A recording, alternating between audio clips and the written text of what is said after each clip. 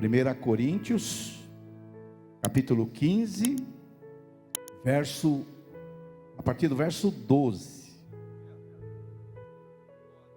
Paulo, nesse texto, ele fala exaustivamente sobre a ressurreição. Eu sugiro para você até a leitura do capítulo todo, que tem mais de 50 versículos. Nós vamos ler só 10 versículos. Paulo, o apóstolo, vai dizer assim, eu vou ler na tradução da NVT. Pois bem, se proclamamos que Cristo ressuscitou dos mortos, por que alguns de vocês afirmam não haver ressurreição dos mortos? Pois se não existe ressurreição dos mortos, Cristo não ressuscitou. E se Cristo não ressuscitou, nossa pregação é inútil, é vã, e a fé que vocês têm também é inútil. Então estamos todos mentindo a respeito de Deus, pois afirmamos que Ele ressuscitou a Cristo, mas se não existe ressurreição dos mortos, isso não pode ser verdade. E se não existe ressurreição dos mortos, então Cristo também não ressuscitou. E se Cristo não ressuscitou, a fé que vocês têm é vã, é inútil, e vocês ainda estão em seus pecados. Nesse caso, todos os que adormeceram, morreram, crendo em Cristo, estão perdidos. E se a nossa esperança em Cristo vale apenas para esta vida, nós somos os mais dignos de pena de todo mundo, ou o mais infeliz de todos os homens. Mas Cristo de fato ressuscitou dos mortos, aleluia. Ele é o primeiro fruto da colheita de todos que adormeceram, aleluia. Uma vez que a morte entrou no mundo por meio de um único homem, Adão, agora a ressurreição dos mortos começou por meio de um só homem, Jesus. Assim como todos morremos em Adão, todos os que são de Cristo receberão nova vida. Espírito Santo, que nessa manhã que nós celebramos a ressurreição de Jesus, que o Senhor nos dê iluminação, entendimento, para que nós tenhamos consciência dos benefícios de tão grande salvação. Fale com seu povo, fala com a sua igreja, em nome de Jesus, amém e aleluia. Pode assentar, meus irmãos. Hoje eu quero falar sobre a ressurreição de Cristo e o impacto da ressurreição de Jesus em nossas vidas. Olha para cá. Esse texto que nós acabamos de ler, 1 Coríntios 15, eu li apenas 10 versículos, mas é onde a Bíblia mais fala de ressurreição. E Paulo aqui, ele fala de uma maneira completa, depois você lê em casa, exaustiva, sobre a ressurreição. Porque a doutrina da ressurreição, olha para cá, é a doutrina central do cristianismo. É a doutrina fundamental do cristianismo. Porque sem ressurreição, a igreja vai ao chão. Sem ressurreição, a nossa fé seria inútil. Sem ressurreição, não teria razão de estarmos reunidos aqui. Então, a ressurreição de Jesus, podemos dizer que é o pináculo da nossa esperança, é a garantia da nossa fé. Com essa doutrina, a igreja fica de pé ou ela cai. Por quê? Porque na verdade o túmulo vazio de Cristo é o berço da igreja. O túmulo vazio de Cristo são as melhores notícias que o mundo já ouviu, porque Cristo ressuscitou. Porque se Cristo não ressuscitou, meus irmãos, se Cristo não ressuscitou, nós temos que admitir que o engano, a mentira, salvou o mundo, e que Jesus foi o maior embusteiro, o maior enganador de todos. Misericórdia. E Paulo, ele escreve essa carta aos irmãos lá de Coríntios, capítulo 15, porque esses irmãos, eles não estavam em dúvida que Cristo ressuscitou, mas eles tinham dúvida se as pessoas que tinham morrido, se elas também ressuscitariam como Cristo. E Paulo diz assim no verso 12, olha só, 1 Coríntios verso 12, 15 e 12. Pois bem, se proclamamos que Cristo ressuscitou dos mortos, porque alguns de vocês afirmam não haver ressurreição dos mortos. Pois se não existe ressurreição de mortos, Cristo não ressuscitou. E se Cristo não ressuscitou, a nossa pregação é inútil e a fé que vocês têm também é inútil. E se Cristo não ressuscitou, a fé que vocês têm é inútil e vocês ainda estão em seus pecados. Nesse caso, Paulo fala, o apóstolo, todos os que adormeceram, ou seja, morreram, crendo em Jesus, estão o que, irmãos? Perdidos. E ele diz no verso 19, se a nossa esperança, presta atenção, esse versículo é importantíssimo, se a nossa esperança em Cristo, eu vou dizer para você aqui, se a nossa esperança em Cristo vale apenas para essa existência, para esta vida, nós somos os mais miseráveis e dignos de pena de todos os homens. Se a nossa esperança em Cristo é só aqui, prosperidade, triunfalismo, coaching, se a nossa esperança, que se prega muito hoje, é só isso aqui, nós somos os mais dignos de pena, nós somos os mais miseráveis, nós somos os mais indignos de todos os homens. E Paulo, ele continua dizendo aqui o seguinte, uma coisa muito óbvia, porque se Cristo não tivesse ressuscitado, ele não poderia ser o Salvador. Se Cristo não tivesse ressuscitado, ele seria o maior embusteiro da história e o maior enganador. Se Cristo não ressuscitou, foi o maior engano de todos. E se os mortos não ressuscitam, que tem gente que acredita que Cristo ressuscitou, mas que os mortos não ressuscitam. Esses dias eu estava conversando com uma pessoa que se diz católica romana, e ela acredita que Cristo ressuscitou, mas que ela não acredita que as pessoas ressuscitarão. Então, essa é uma fé vã, Paulo vai dizer, essa é uma mensagem vã. Nós somos o que? Falsas testemunhas, e ainda somos, Paulo vai dizer no versículo 17, que nós somos pecadores perdidos, e as pessoas que morreram, deixaram de existir para sempre. E o pior, somos os mais infelizes de todos os homens. Eu vou dizer uma coisa para você, a impressão que eu tenho, é que a maioria dos crentes acreditam que Cristo ressuscitou, mas eles não acreditam que um dia ressuscitarão. Pela maneira que as pessoas vivem, pela maneira que as pessoas dão valores às coisas aqui terrenas, pelas prioridades das pessoas, parece que a vida delas é só isso aqui. Essa é a impressão que se tem, pela falta de priorizar as coisas espirituais. Essa é a impressão que eu tenho, que muitas pessoas acreditam que Cristo ressuscitou, mas elas vivem de uma maneira que não ressuscitarão. Por isso, eu vim te dizer hoje que a ressurreição de Cristo é o maior milagre da história. A ressurreição de Cristo é um milagre maior do que quando Deus abriu o mar vermelho, é maior que quando Jesus curou os enfermos e ressuscitou os mortos, porque os mortos que Jesus ressuscitou, eles morreram novamente, mas Cristo foi o primeiro que ressuscitou, está vivo à direita do Pai. Então, meus irmãos, a ressurreição de Cristo é a maior prova do cristianismo, é a maior manifestação de poder de Deus, é a maior verdade do Evangelho, é a maior motivação para viver com uma perspectiva eterna.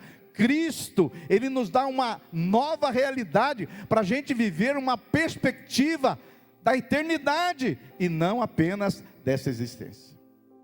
Por isso que a ressurreição de Cristo é a pedra fundamental da arquitetura de Deus.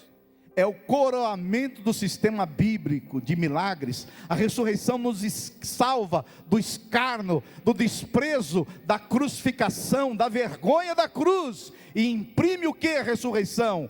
uma cruz agora de glória, porque se ele morreu no terceiro dia, ele ressuscitou. Alguém pode dar um glória a Deus aí? E eu quero compartilhar com vocês 3 impactos que a ressurreição de Cristo nos trouxe. Aleluia. Primeiro impacto é que todos os nossos pecados foram perdoados. Aleluia. Olha só o que Paulo diz, 1 Coríntios 15:3, meus irmãos. Pois os que primeiramente lhe transmiti foi o que recebi. E o que ele recebeu? Que Cristo morreu pelos nossos pecados, segundo as Escrituras.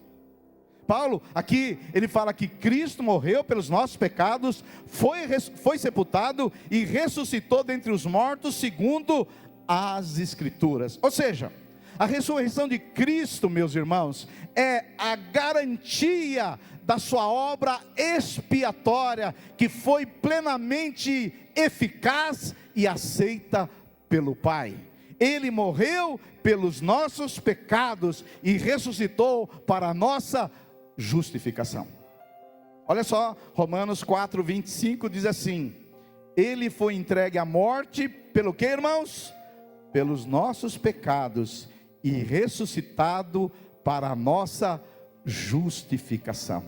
Ou seja, quando Jesus morreu, ele perdoou os nossos pecados, e quando ele ressuscitou, ele nos justifica, de maneira que nós somos agora justiça de Deus.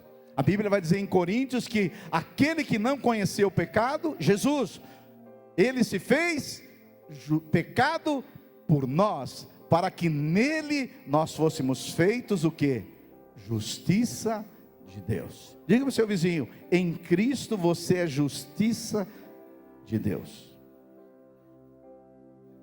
Quando Deus olha para você, Ele não olha você, filho da Maria do José, Ele vê Cristo. Justificação é como se você não tivesse cometido nenhum pecado. Não é que você não comete pecado, mas Deus coloca Cristo em você. Aquele que não cometeu nenhum pecado, Deus o fez pecado por nós na cruz, para que nele, em Cristo, nós fôssemos feitos justiça de Deus. Porque você sabia que se você tivesse só um pecado, você não poderia entrar no céu? Se você tiver só uns pecados, você não entra no céu. No céu não existe pecado. Deus é santo. Eu não sei quantos pecados você comete por dia, por mês, por ano. Mas vamos pegar aqui uma pessoa que tem 60 anos, que é jovem. Se uma pessoa comete 10 pecados por dia, é muito. É só você sair no trânsito, filho, que já cometeu 50 pecados. 10 pecados por dia, no mês seria 300. No ano, 3.600.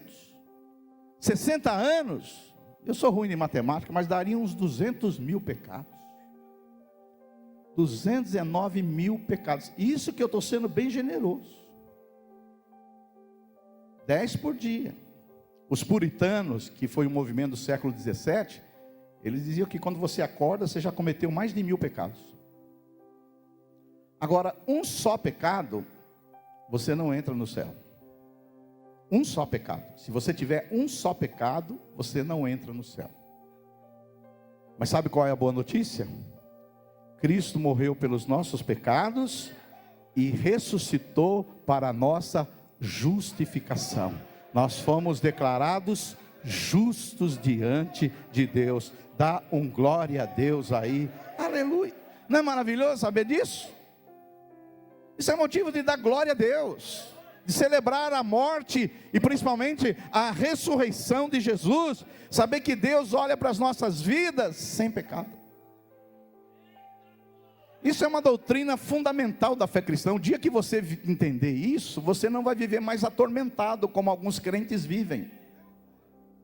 Você não vai viver mais atormentado, você vai viver em paz. Ah, e se Jesus voltar hoje? Se Jesus voltar hoje vai ser o dia mais feliz da terra. Porque alguns irmãos têm medo da volta de Jesus. E se Jesus voltar hoje? E eu estou lá na praia. Não sei, no dia da ressurreição, o cara está na praia. Eu nem sei se ele é crente, né? Mas eu sei que essa mensagem é meio dura, mas é complicado. Porque no dia da ressurreição de Jesus, eu nem lembro de Jesus, eu vou me divertir. Eu nem lembro, e aí eu digo que eu sou salvo. Mas aí deixa para os teólogos resolver essa questão. O importante é que nós somos justificados. Somos declarados justos diante de Deus. A doutrina da justificação é como Deus olhar para você, olhando para você de uma maneira que você não tivesse cometido nenhum pecado. Quantos entendem que eu estou falando? Diga glória a Deus. Esse é um impacto maravilhoso, porque isso faz eu viver sem culpa. Eu não ando atormentado, como alguns de vocês andam. Porque alguns de vocês ficam assistindo esses pregadores da internet, que acreditam que a salvação se perde, e não acreditam na justificação. Um dia você é salvo, outro dia não. Hoje eu estou salvo, outro dia não. Hoje o dia infelizmente, aí eu briguei aí com alguém, eu estou perdido hoje. Então você vive essa gangorra espiritual e emocional. Mas à medida que você tem certeza que Cristo morreu pelos seus pecados e que você foi justificado, você vive em paz. Pastor, e quando eu pecar? Quando você pecar, você se arrepende, confessa, porque o sangue de Jesus nos purifica de todo o pecado. Quantos podem dar um glória a Deus? E volta a viver em paz de novo. Aleluia. Porque você sabe que tem uma diferença entre o católico às vezes vive mais em paz do que um protestante. Sabe por quê? Porque o católico, pelo menos ele tem uma semana de paz. Ele comete pecado, e ele vai lá e confessa, e toma a Eucaristia, aí ele fica uma semana tudo tranquilo. Mas vai chegando no final de semana, ele fica atormentado de novo. Mas o crente não. O crente que não entende a doutrina da justificação, ele vive atormentado todo dia. Ele vive atormentado. Por isso que quando você entende que Jesus morreu por todos os seus pecados, passados, presentes e futuros, por todos, lá na cruz do Calvário, Jesus pagou por todos os seus pecados, e você é declarado justo diante de Deus, a sua vida é outra. Eu sei que quando a gente fala isso, algumas pessoas pensam assim: já que é assim, vou cair na gandaia. Se você pensar isso, é porque você ainda não se converteu. Porque quem entende o preço que foi pago na cruz, ele não quer viver em pecado, ele quer viver em santidade. Ele reconhece o que Jesus fez por ele, e ele tem temor e vai viver para a glória de Deus em paz. Quantos podem dar um glória a Deus por isso? Eu me lembro, eu estava pregando uma vez numa igreja em outro estado que eu não vou falar, e o tema da minha mensagem, pastor William, foi a dádiva da não condenação. A dádiva da não condenação. Não é uma dádiva que nós não temos condenação? Nenhuma condenação há para aqueles que estão em Cristo Jesus. É uma dádiva. Quando eu acabei de pregar, eu não sabia que lá era uma igreja legalista, uma igreja rica, em outro estado. Quando terminou, eu acabei de pregar, o pastor veio na minha direção, gente boa, e ele falou para mim: pastor, tem uma irmã aí na igreja, que depois que ouviu a sua pregação, ela achou que o senhor está incentivando as pessoas a viverem em pecado. Mas aí eu desconfiei que não era a irmã, que era ele que achou isso. Eu desconfiei. Falei: isso aí não é coisa dele, não é coisa dela, é coisa dele. Eu falei: irmão, você precisa aprender um dia a doutrina da justificação. Aqui você veio num ambiente legalista, de condenação. Estuda teologia, estuda a Bíblia Sagrada, estuda os fundamentos da fé. Você vai sair dessa doideira psicológica que você vive. Porque quando você entender o que Cristo fez por você, você vive em paz. E a não condenação é uma dádiva que Cristo nos deu. Quantos podem dar um glória a Deus? Por isso que tem um versículo aqui, Romanos capítulo 5, verso 1, que diz assim: justificados, por quê, irmão? Pelas obras? Pelo meu comportamento? Pelas minhas atitudes? Não, justificados pela fé. Fé em quê? Na obra de Cristo. Nós temos o que com Deus, irmãos? Paz.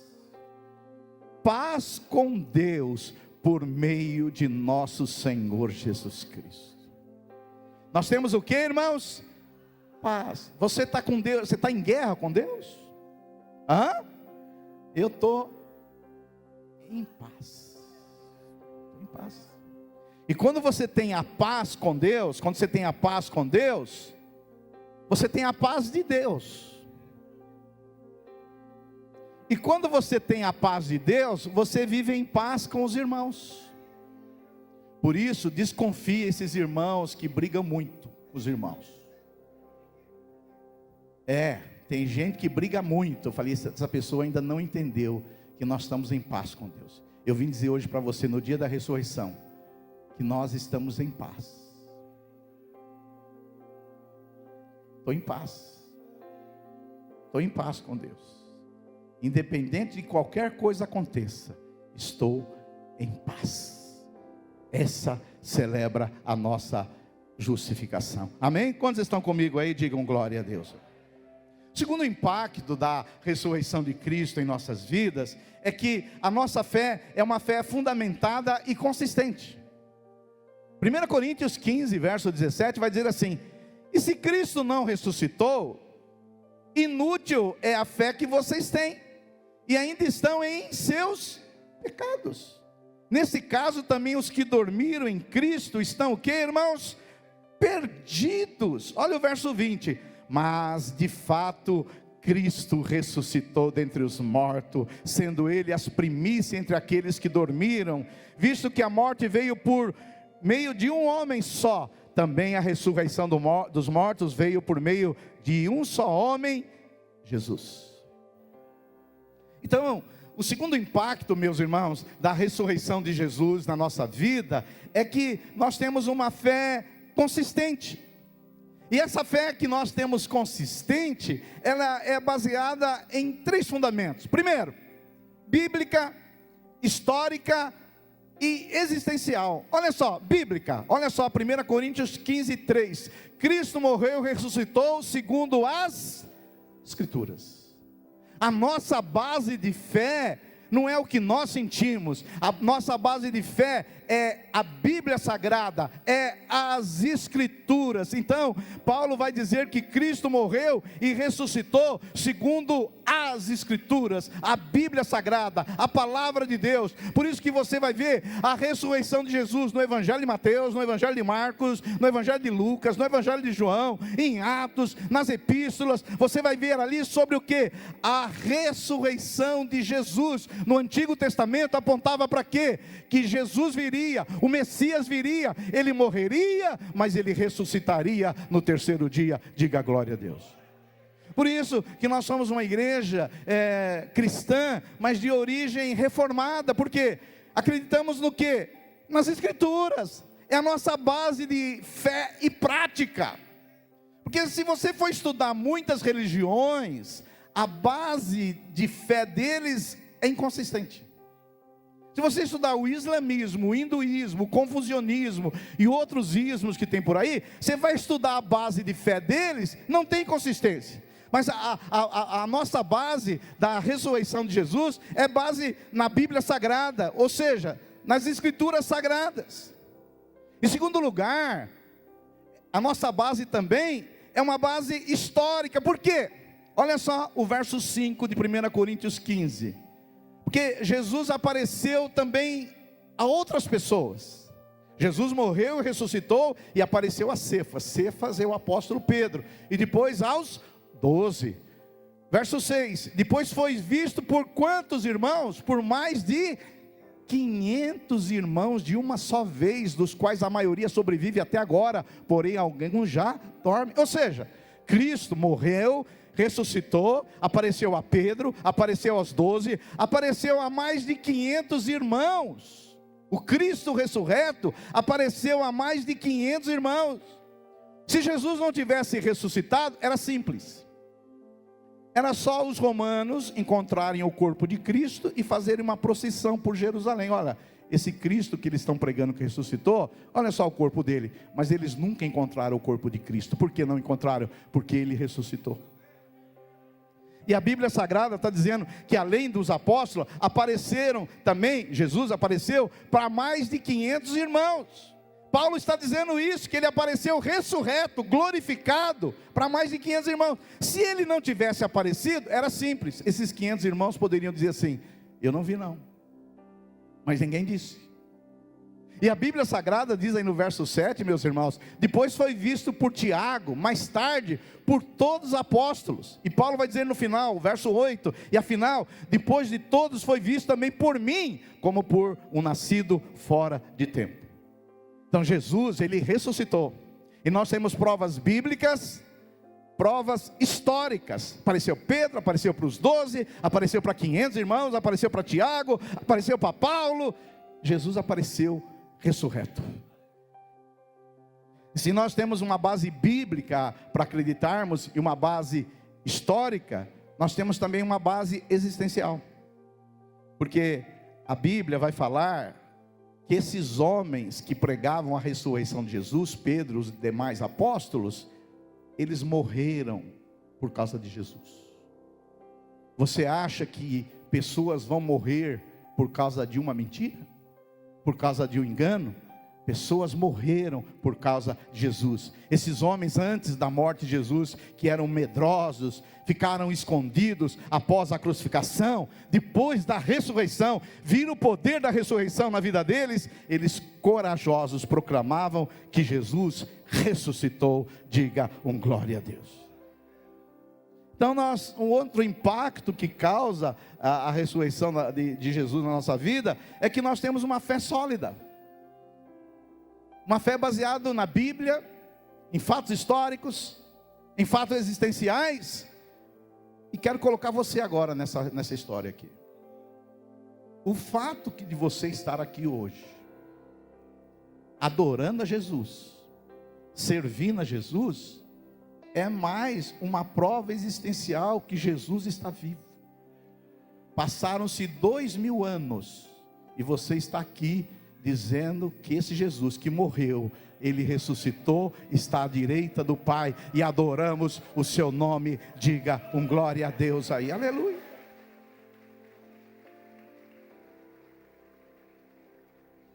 Aleluia.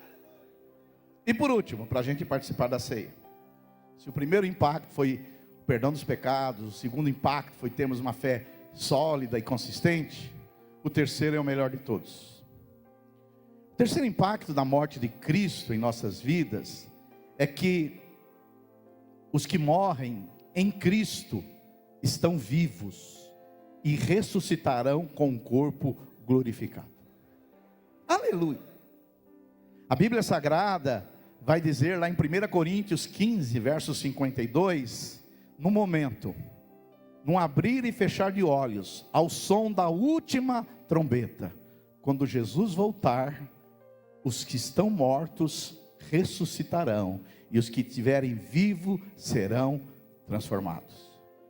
Então, a morte de Cristo, ela trouxe imortalidade para o ser humano. A morte de Cristo passa a ter uma perspectiva para quem crê na ressurreição. A morte não é o fim, a morte não tem a última palavra, a morte não é mais um quarto escuro sem janela. A morte agora, ela morreu.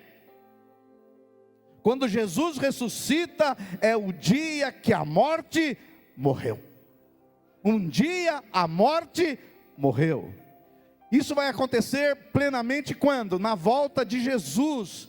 Uns ressuscitarão para a vida eterna e outros para o juízo.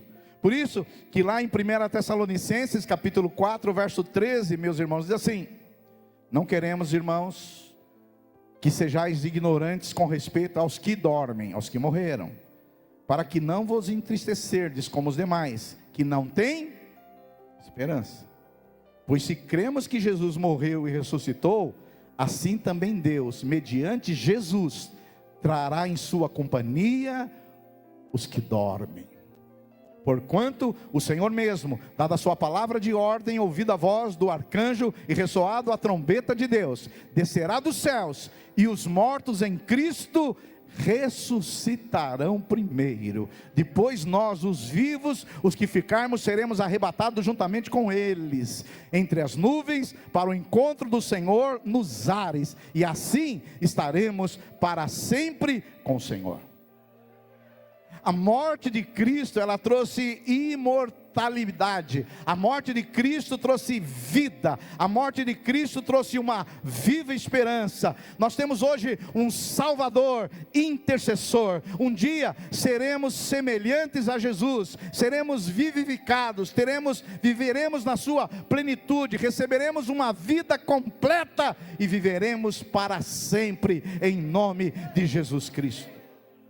Por isso que Paulo, ele vai dizer assim: onde está, ó morte, a tua vitória? A morte foi o último inimigo, será vencida totalmente. A ressurreição de Jesus destrona a tirania da morte. A ressurreição de Cristo prova que a morte não tem a última palavra. O aguilhão da morte cessou o poder da morte. A morte morreu, a morte foi vencida. A morte que hoje arranca lágrimas, que provoca luto, um dia acabará plenamente na volta de Jesus Cristo. Diga um glória a Deus aí, aleluia.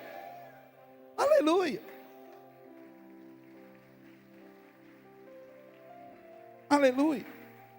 Por isso, meus irmãos, eu encerro com isso. Um crente hoje ele não pode se preocupar com o futuro, porque se a nossa esperança em Cristo é só essa vida, aí sim, vai ter ansiedade, síndrome de pânico, tremedeira, aí vai.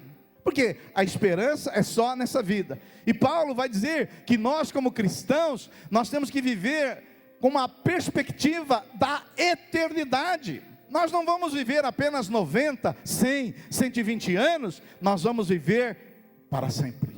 Se Jesus ressuscitou, nós também ressuscitaremos. Um dia, ao tocar a 7ª trombeta, os mortos ressuscitarão primeiro com um corpo incorruptível para a glória de Deus. Por isso, hoje eu vim dizer para você, no dia da ressurreição, os seus pecados foram perdoados, sua fé tem fundamento, aleluia, seu futuro está garantido. Jesus vive, receba essa verdade, creia essa verdade, vive essa verdade, em nome de Jesus, aleluia.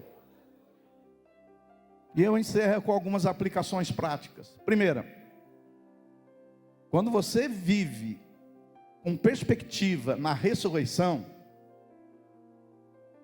você vai investir o seu tempo, o seu dinheiro, a sua energia em coisas que permanecem. Infelizmente, a maioria dos crentes hoje investe o seu tempo, o seu dinheiro em coisas que vão durar 80, 90, 100 anos. Poucos estão investindo em coisas que vão durar para sempre. Olha para cá, olha para mim.